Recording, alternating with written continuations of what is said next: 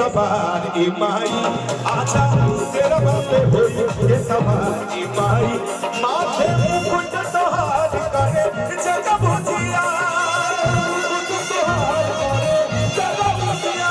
माथे मुकुट तोहार करे जग बुझिया प्यारे बादल तुम्हारे दुबार माई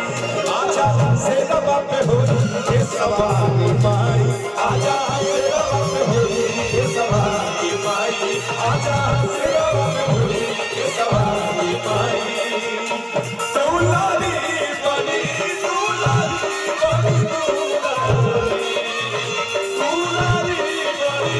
दुलारी बनी अल्लाह को हमार भैया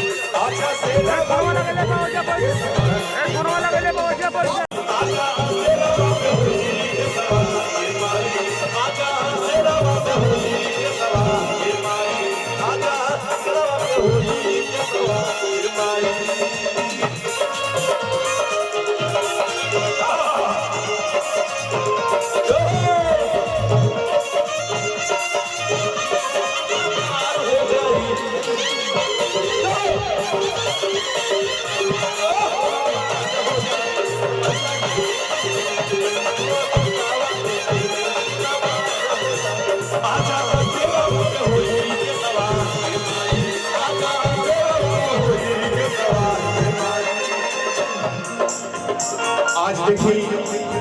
बड़ी खुशी के दिन उहे लाई हमनी के गाई लाजा कितना प्यारा ये जो व्यवस्था है ये पेड़ है हमको लगता है कि मऊ जिला से है बहुत ही अच्छा व्यवस्था आपने किया है और सब कुछ नंबर 1 का है और सबको दिल से धन्यवाद है।